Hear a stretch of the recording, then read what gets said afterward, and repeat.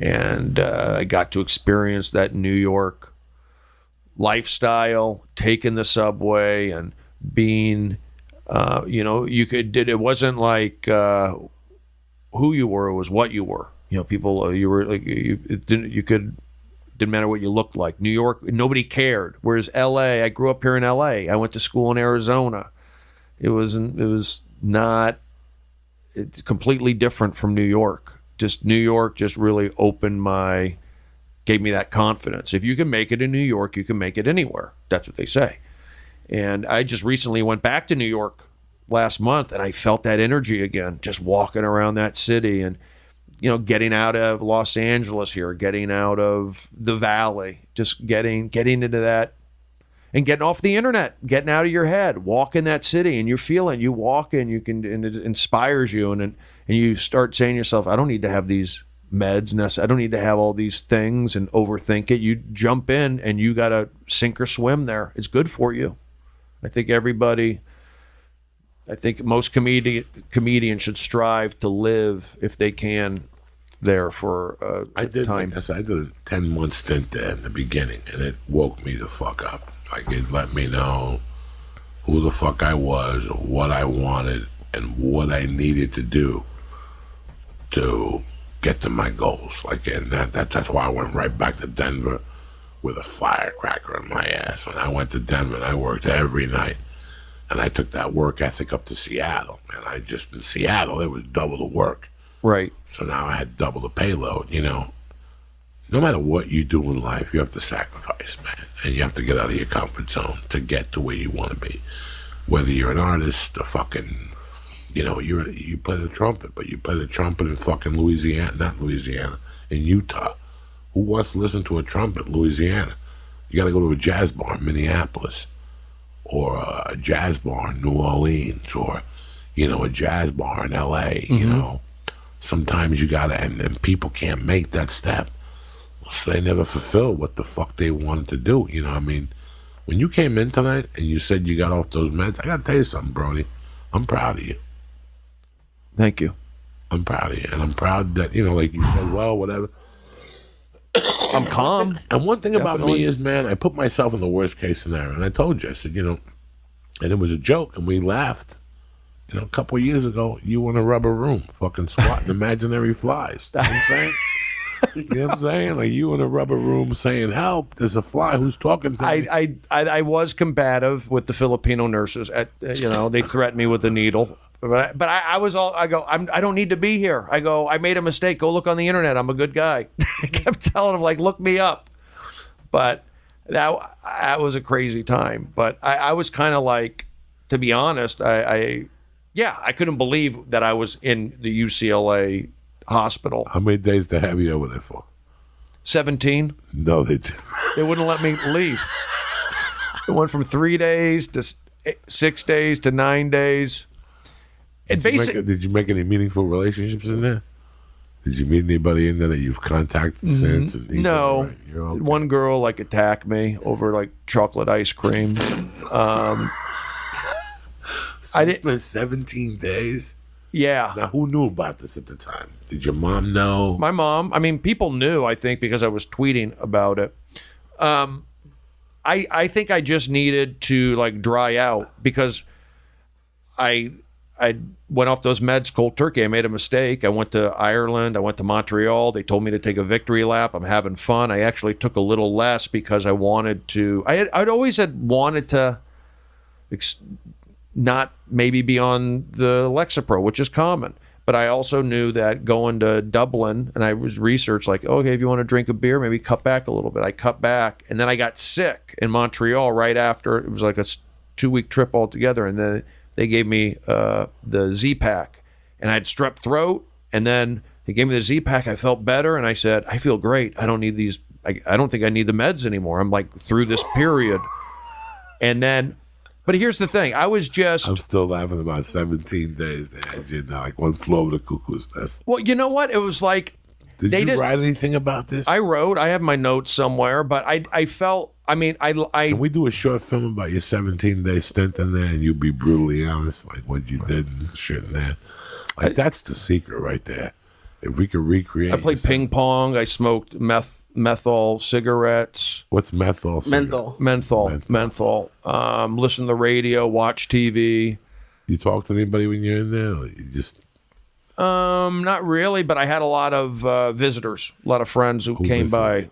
Oh, Zach came by, Nick Kroll, Steve Renazizi. I didn't even know you were in there. This is crazy. This is the first time. Yeah, I had a booker. They were like bringing people in, We could have got you in, worked you in. And where were you? UCLA, right over the hospital there, Ronald Reagan, I guess, psychiatric ward. But I wasn't, I because I've felt that way before. Well, not necessarily. I just know not to go. You just can't do it. What was the trigger that time? I think when I came back, so I went What do you need to avoid to stay off the meds and not end up back there? What is the what does Brody Stevens back at UCLA swatting flies, talking to Chinese people? Okay, so it's feast or famine on Filipino. this one. Yeah, torture Filipino. I don't know. I mean, I should probably have some like a support system with this, but I'm being my own advocate. I know my body. I'm mature. I know choices. I'm not saying that I won't ever go back on a medication. We'll see. But so far, I'm trying to implement a life skill, like socializing, booking, working, being an adult, and taking supplements, doing my comedy, believing in myself. I'm just calmer. My body feels better. I'll say that. For me to not go back, I mean, I never had a problem before or after. I had a reaction to these medications because I was never headed like this guy's. I was never going to be like something like that. I went off them. It was just, and I was agitated. It was like I attacked a guy at a couple Starbucks, a 7-Eleven. I was like road rage guy, but I was just. But did you get banned from the Starbucks for a while? No comment. No.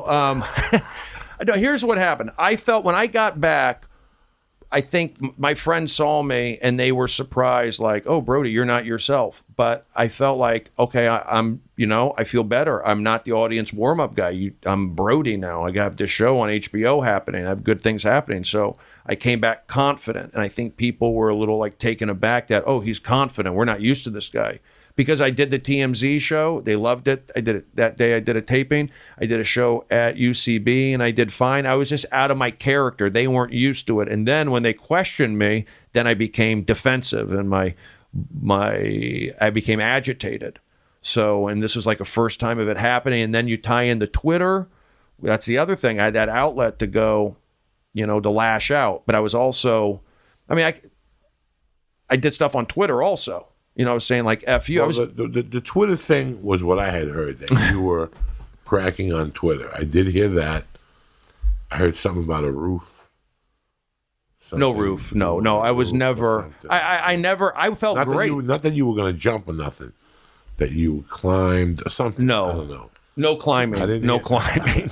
I don't know. You were on a zip line with Lee and you took it down. I don't fucking know.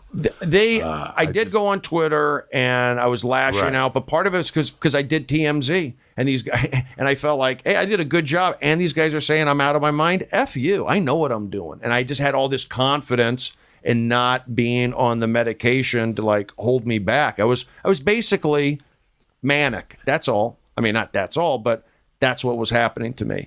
And it was freaking people out. So they called the police as opposed to maybe saying, hey, Brody, maybe let's go to Santa Barbara for a few days and chill. It could have been handled that way, looking back on it, to be honest with you.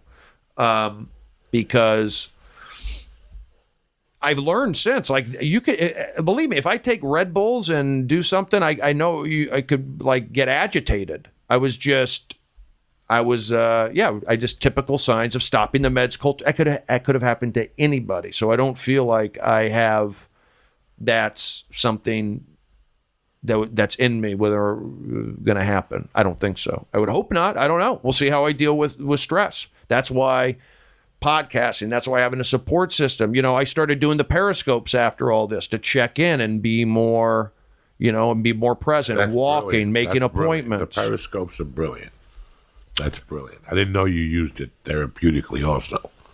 I did that a little bit after, yeah. Like this was like a year or two after, but definitely like walking became therapeutic. Like getting out of the house, I learned to get out and walk and go to the Starbucks. People like associate me with going to Starbucks. That's because I walked to it. I made it known, like I'm known for being out.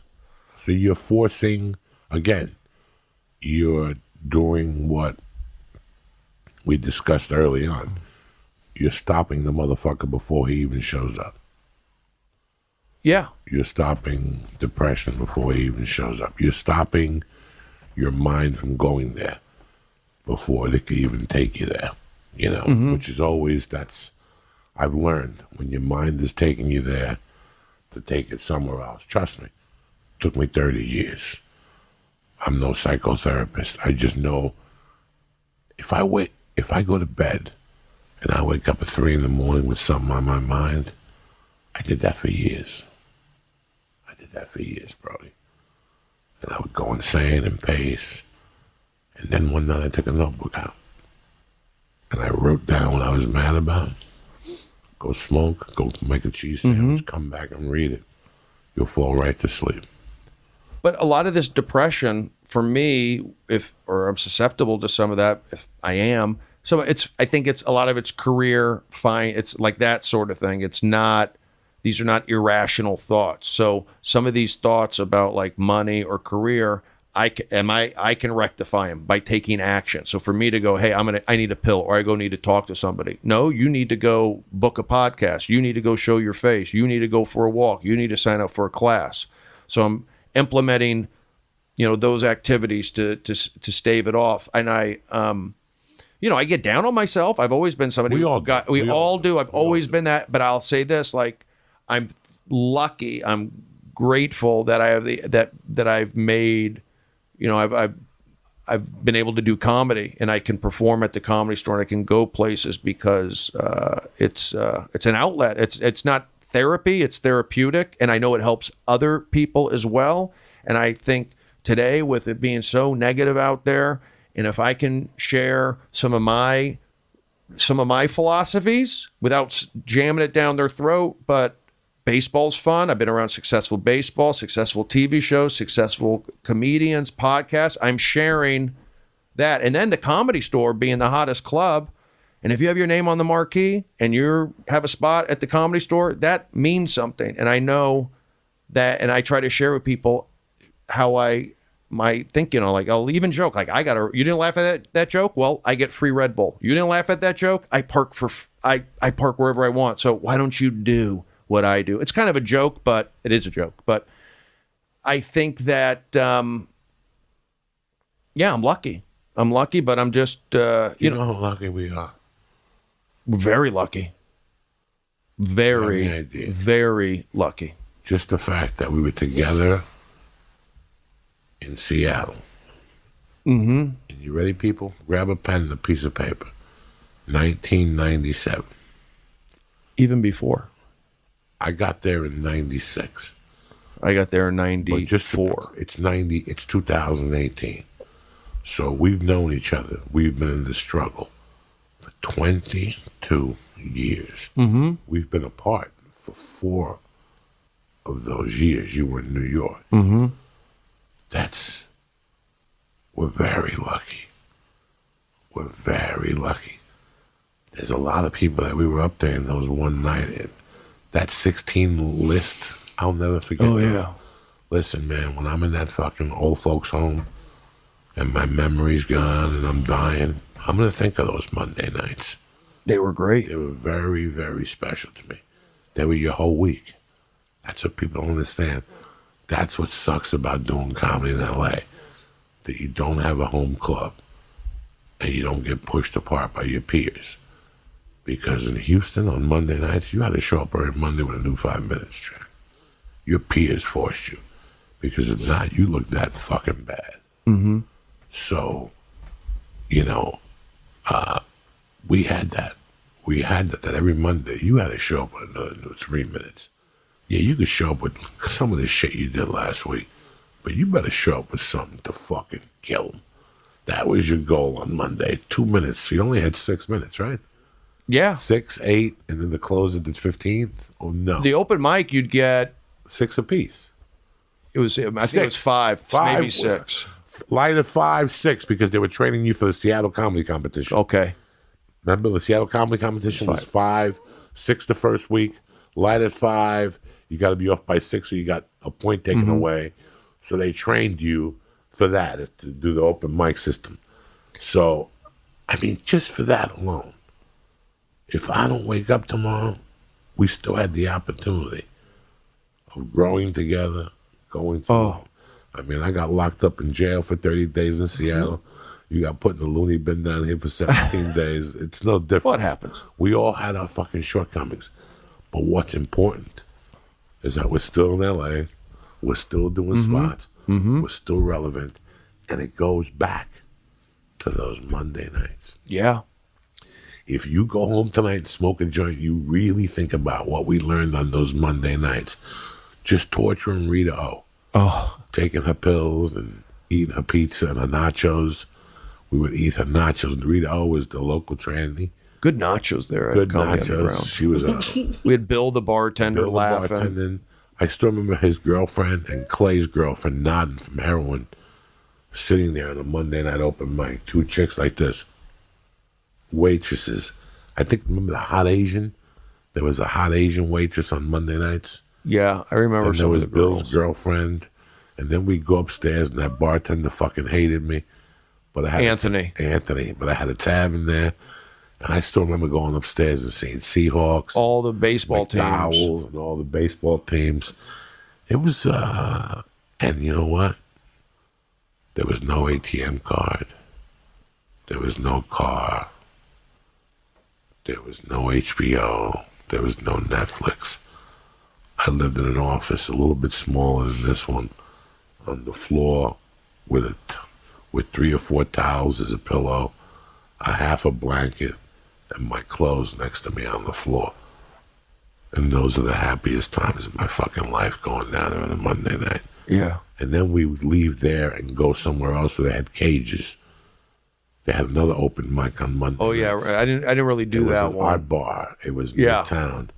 We'd go there and they had chicks in cages.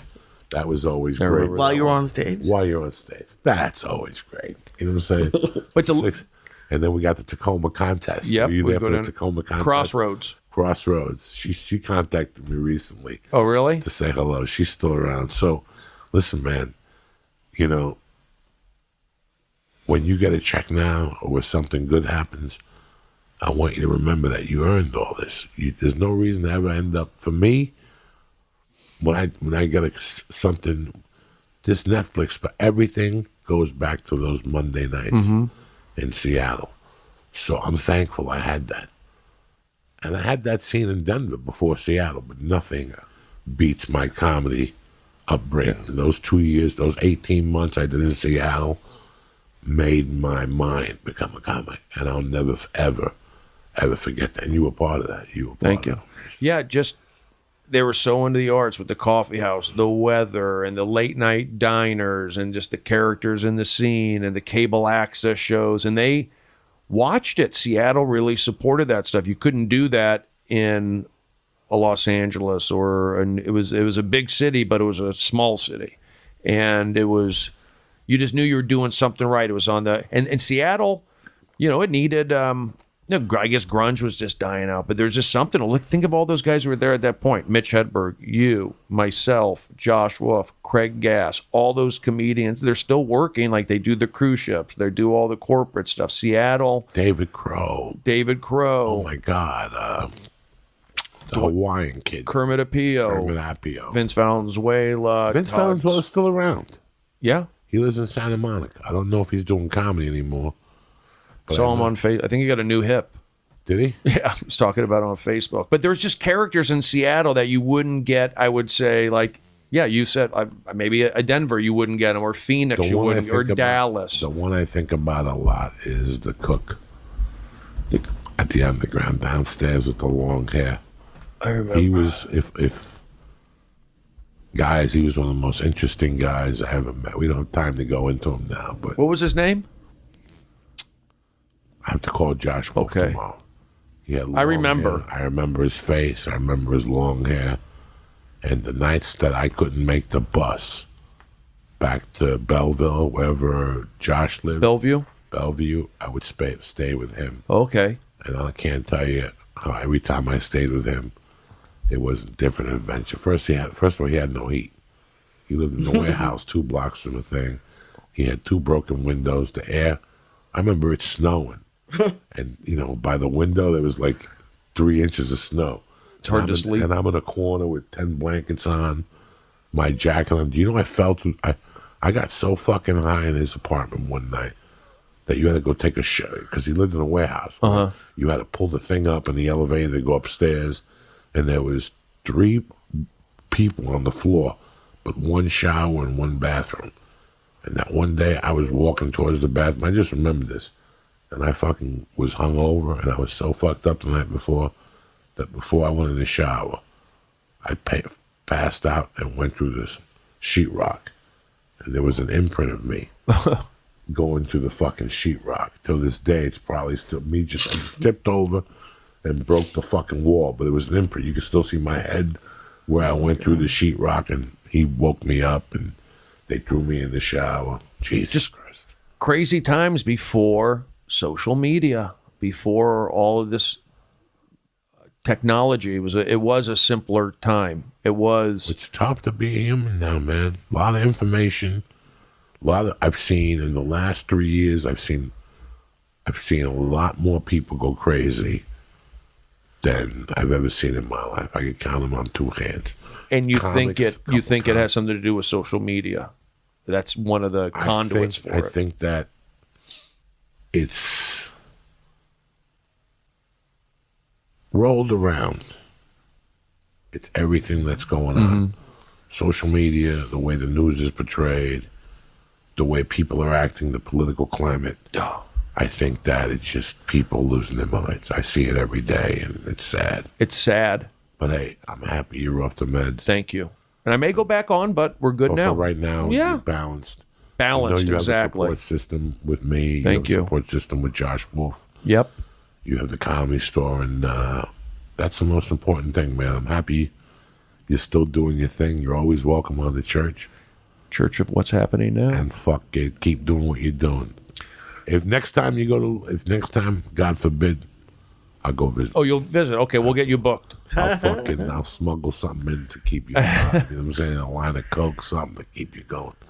I love you, Brody Stevens. Thank you for coming on the church, brother. Thank you, Joey. Thank you, Lee. That was Brody Stevens. I hope you enjoyed it. He made us laugh. We talked about fucking. Then a couple of days later, Bob Lalinga sent me a bunch of fucking Al Fox books and shit. Poor Al Fox thought he was a fucking celebrity that day. That poor fucking Momo. But anyway, guys, I want to thank you for a great 1999. 2019. I'm sorry. That's how fucked up this fucking cookie got me. We're going in like fucking Marines, you understand me? Welcome to church, motherfucker.